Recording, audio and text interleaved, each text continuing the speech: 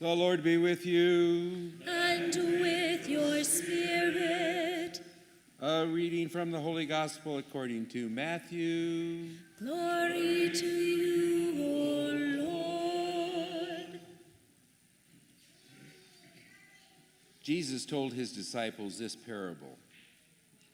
The kingdom of heaven is like a landowner who went out at dawn to hire laborers for his vineyard. After agreeing with them for the usual daily wage, he sent them into his vineyard. Going out about 9 o'clock, the landowner saw others standing idle in the marketplace. And he said to them, "You too go into my vineyard, and I will give you what is just." So they went off. And he went out again around noon and around 3 o'clock and did likewise. Going out about 5 o'clock, the landowner found others standing around and said to them, "Why do you stand here idle all day?" They answered, "Because no one has hired us." He said to them, "You too go into my vineyard." When it was evening, the owner of the vineyard said to his foreman, "Summon the laborers and give them their pay, beginning with the last and ending with the first." When those who had started about 5 o'clock came, each received the usual daily wage. So when the first came, they thought they would receive more, but each of them also got the usual wage. And on receiving it, they grumbled against the landowner, saying, "These last ones worked only 1 hour, and you have made them equal to us, who bore the day's burden and the heat." He said to one of them in reply, "My friend, I am not cheating you. Did you not agree with me for the usual daily wage? Take what is yours and go. What if I wish to give this last one the same as you? Or am I not free to do so as I wish with my own money? Are you envious because I am generous?" Thus the last will be first, and the first will be last. The Gospel of the Lord. Praise to you, Lord Jesus Christ.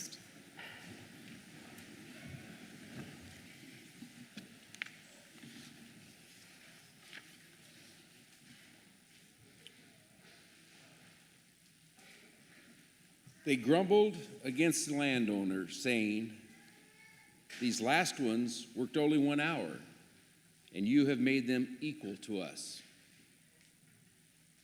who bore the day's burden and the heat." I don't know about you, but it seems to me that every time I turn on the TV or listen to the radio trying to catch up on the daily news, if you listen long enough, you'll hear the words, "I'm being discriminated against." The word discrimination seems to be part of our conversation in this day and age.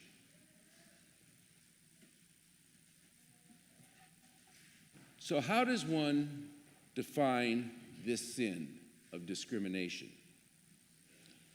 Some claim that it is only those in the majority who's those who rob the minority of their rights and dignity. They are the ones guilty of discrimination. Others prefer a broader definition of discrimination. For them, discriminating is like the common cold. Everyone is susceptible to the virus. Those in the majority and those in the minority. Those in the church, those out of the church. Those who are rich and those who are poor. Those who are healthy and those who are handicapped. Those who are old and those who are young. Whatever definition of discrimination you prefer, one thing is true: it brings misery to all.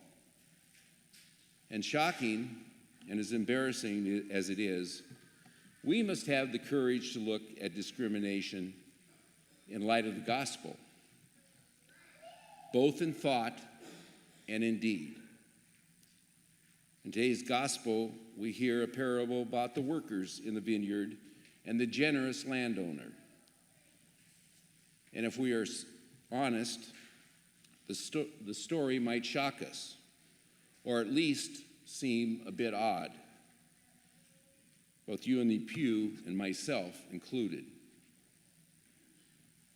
We must recognize that at times there is a civil war that rages inside of each one of us, a war between what we profess and what we practice. This parable bothers us because it reaches deep into our conscience, into those places where we cry out, "It just isn't fair." This parable sometimes might take us back to our childhood, when our brothers and sisters seem to get a bit bigger piece of cake, a nicer bike, or a better break out of the deal. This parable makes us itch. It makes us itch because it reminds us of those times in our lives when we were left without a date, weren't being picked for the team, or not chosen by the teacher or the boss, or looked down upon because of our religion or our ethnicity. Yes, there are so many times in our life when it seems that it's just not fair. And that's why it's important to realize that Jesus first told this parable, because people claiming to be good, religious people, were complaining to him that it's just not fair. The scribes and Pharisees were scandalized that Jesus was so open and accepting of the so-called good-for-nothings of the day, like tax collectors, prostitutes, the physically handicapped, and the crowd of newcomers that were flocking to listen to Jesus. Those who called themselves faithful thought that somehow religion was a matter of reward, and they could be discriminating as to who is in and who is out. But Jesus told them, lovingly probably, no. It was not a matter of reward, but a matter of rejoicing in the fact that all are invited to the kingdom, the first as well as the last, the faithful as well as the sinners, the old-timers as well as the newcomers. And Jesus told the good people of the day, those like you and I, who might feel the tug of discrimination in our hearts, that our faith cannot be measured by our ways, but only by God's ways. Because God is more generous, more loving, more forgiving, much more than our little feeble minds and sometimes closed minds can ever imagine. As Isaiah tells us in the first reading, our God is generous and forgiving. His ways are not our ways. With him, there is no discrimination. In the next few years and decades, our nation and our church will continue to be impacted. And I submit, impacted for the good by increasing numbers of minorities in our society. By the year 2020, which is only a couple of years away, the so-called new ethnics will make up the majority of Catholics in the United States. By the year 2056, and probably sooner, the average U.S. resident will trace his or her descent to almost anywhere but white Europe. It will be a different nation and a different church. And sadly, even then, there will be some who will continue to sing, "It's just not fair."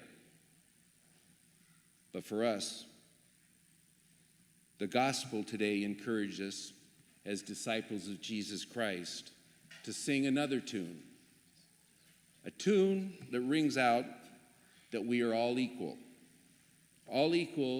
in the eyes of a generous and forgiving God, and all should be treated as same.